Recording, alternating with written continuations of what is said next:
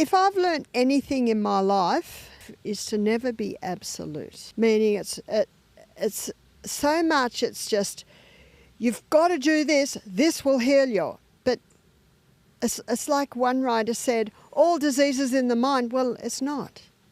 For that person it might be, and for that person it might be half, and for that person it might be a third, and for that person it might be a quarter.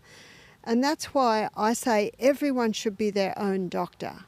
Did you realise that the microorganisms in our body are different in our gut early morning to evening? Did you know that our gut digests food better in the morning and at lunch than in the evening? Because when the sun goes down, our body knows, and our body changes, even to the microorganisms.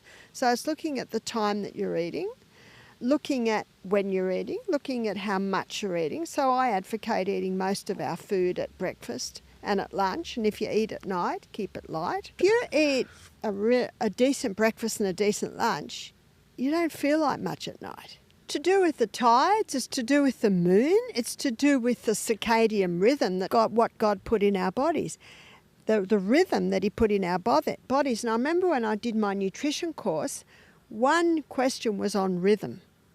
And it was fascinating. I had to write about rhythm in the body. We walk rhythmically. Every single organ in the body works according to rhythm, and then the rhythm of the planet, the seasons, the moons, the tides, and it's called our circadian rhythm inside our brain. And what I discovered is that it's light and dark signals that set it. What resets it is the first hour of light in a day. And yet when you go to bed late at night, you never get that first hour of light. I married a night owl. You lose, you're interested in this. See, one hormone that's released at the moment, it's released between 10 p.m. and 3 a.m. In the wintertime, it's released between 9 p.m. and 2 a.m. is melatonin, that's fix and rejuvenate nighttime hormone, but also epithalamin. And epithalamin increases learning capacity, and epithalamin slows down aging. That's why if you have a look at rock stars, don't look too close. Well, in my book, Sustain Me, I have a chapter called Lovely Legs. That's the title of the chapter.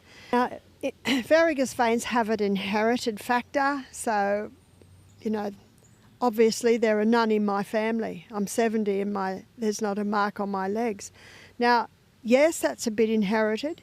Yes, that's a bit because I run up and down hills every morning. Yes, that's a bit because I don't have excess weight. So there's an inherited factor. There's standing on your feet all day. That doesn't help. Carrying excess weight is another factor. Bad footwear. I'm real fussy on my footwear. I only ever let the bottom of my feet touch natural fibre. So I'm on suede and cork here at the moment. And if I've got shoes on, I always have cotton or woolen socks. So that's a factor. Constipation is a factor. If we should, Dr. Kellogg, he said 3 intakes of food a day should equal 3 evacuations a day. So they're all factors. Now, the best exercise for people with varicose veins is not running because of the jarring on the legs. It's swimming or rebounding or exercise bike. So with the rebound, you've got a shock absorber effect when you're jumping. And, of course, exercise bike. Most of your weight is on your hips. Swimming, there's no exercise. But varicose veins, it's veins, your venous system. And we have a second heart that pumps the blood in the veins, and that's the heart. That second heart is your calf muscle. So see, just doing that, just making your foot go like that, see your calf muscles being pumped. Because your diaphragm is part of your abs. Yeah. So keeping that strong is important. Do you know, one day the Bible says Jesus will come again and then we'll all be healed. And the natural remedies, they help us manage. I always look at why the parasite's there. The parasites only really live where they're getting well fed. So again, that's why it's important to make sure the bowels are evacuating regularly. And the way to do that is to have a really nice high fibre diet and make sure that you're well hydrated.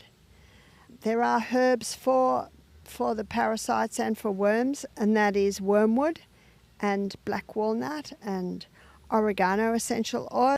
One of the best ways to bring balance back to your gut is include things like sauerkraut, yogurts, kombucha drinks. Have you ever had that ginger kombucha? One thing you can do is just do a day or two on juices, vegetable juices. That's a really good way to change your... Georgie's Nana, she has tendinitis, and she gets a high ring in her ear, and it pounds her head.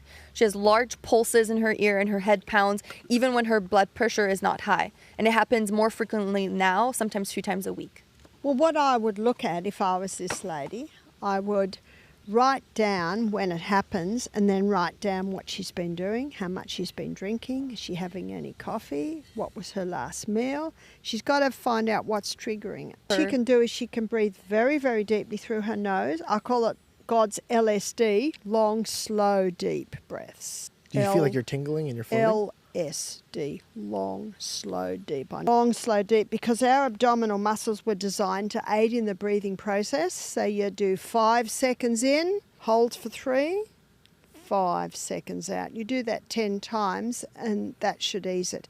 Because what that breathing long, slow, deep does, it stimulates the parasympathetic nervous system, and the parasympathetic nervous is your peaceful, calming nervous system, whereas high chest mouth breathing like this, that stimulates your sympathetic nervous system, and that's your stress, fight and flight nervous system.